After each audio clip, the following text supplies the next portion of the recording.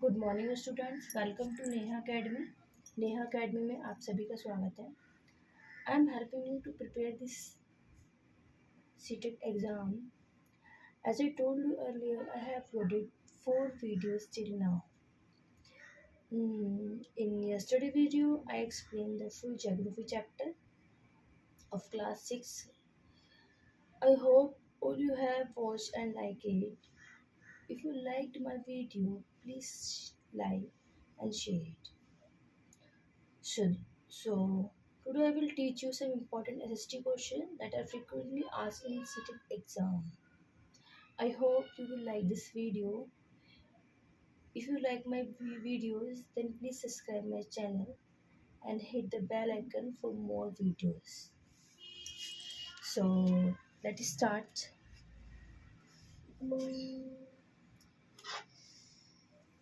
So first question is, which of following should be followed by the teacher in his and her classroom to promote meaningful learning?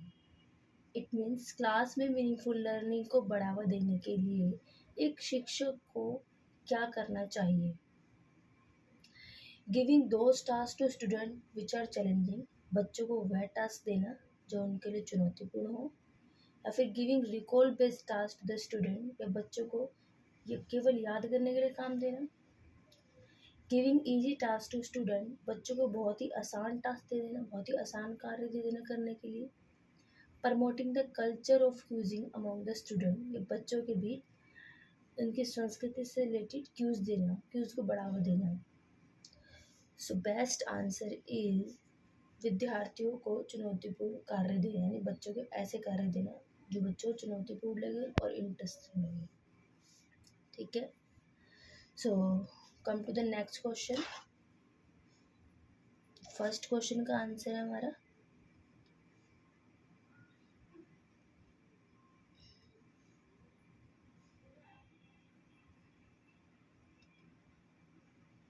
First वाला। Okay, चलिए come to the next question. Teaching social science is a coach. Teaching social science is, social science को पढ़ाना क्या है?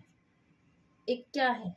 याद रखने की कोशिश है, यानी कोचिंग ऑफ मेमोराइजेशन, याद करने की कोशिश है, या फिर पर्सनल एक्टिविटी है, यानी व्यक्तिगत गतिविधि जो इंसान खुद ही करता है अकेले, या फिर सहयोगी गतिविधि यानी कोऑपरेटिव एक्टिविटी, या process of transmission of fact.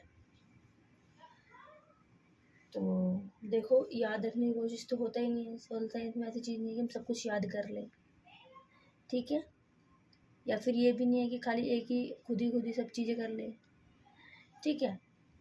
ये होता है कोऑपरेटिव एक्टिविटी, यानी एक सहयोगात्मक एक्टिविटी है जो सब एक साथ मिलके करते हैं सब चीज़ें, ठीक है। Third answer is right. Okay, now come to the next question. Which of the following is true about testing, यानी मूल्यांकन के संदर्भ में क्या चीज़ सही है? पहला ऑप्शन है, it is not trial of student qualities, बच्चों के गुणों का परीक्षण ही ना करना, जो बच्चों के गुणों को देखना ही नहीं, तो ऐसा नहीं होता, बच्चे की हर चीज़ देखी जाती है, ठीक है।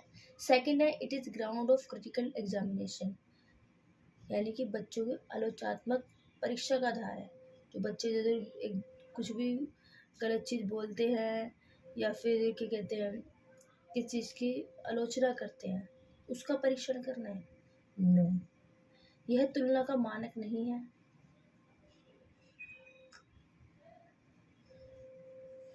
It is not a standard of comparison, यानी ये तुलना का मानक नहीं है। नेक्स्ट है, it is ground of admission only, सिर्फ एडमिशन ही उनका कार्य है। तो देखो, इसमें जो है वो सेकंड वाला सही है, it is ground of critical exam. बच्चों को एग्जाम क्रिटिकल आलोचनात्मक एग्जाम लेना यही ठीक नहीं है, ठीक है। तो second answer will be right. And next question is, a social study student discuss the current affair in the classroom because, बच्चों को सोशल साइंस की क्लास में करंट अफेयर को पढ़ाना चाहिए, डिस्कस करना चाहिए उसके बारे में, क्योंकि आपको बताना है इसमें से कौन सा सही नहीं है, ठीक है। It have the sensitize the student about the issues of society country, यानी कि बच्चों को जो भी समाज के मुद्दे हैं उसके बीच संवेदनशील बनाना। सेकेंड है, it develop critical thinking ability of the students, बच्चों के अंदर आलोचनात्मक चिंतन संबंध क्षमता को विकसित करना, कि क्या क्या मुद्दे हैं, क्यों है, कैसे है, सब उनके अंदर डेवलप करना। या फिर सी है, it have the student to rate the every day issues with their subject topic, जब बच्चे को अपने हर एक सब्जेक्ट को डेली लाइफ की चीज़ों से कनेक्ट करना है।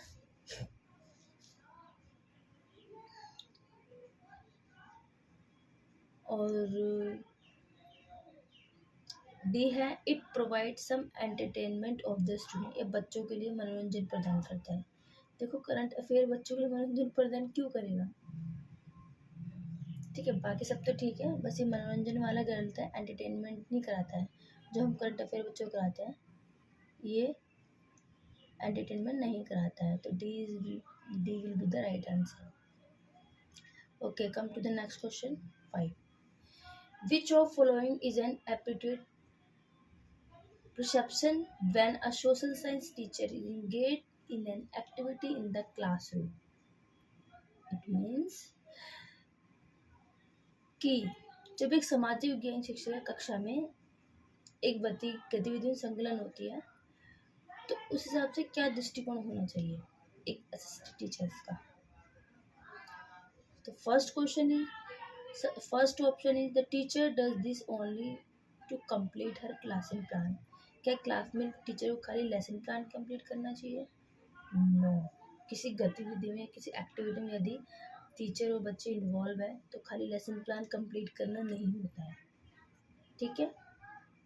सेकेंड है, the teacher pretend to fulfil the order of her principal head teacher to promote activity based learning,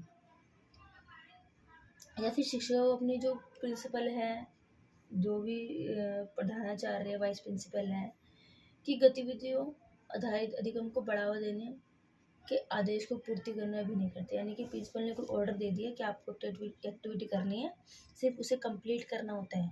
no, ये भी सही नहीं है, सिर्फ कंप्लीट करना नहीं होता है।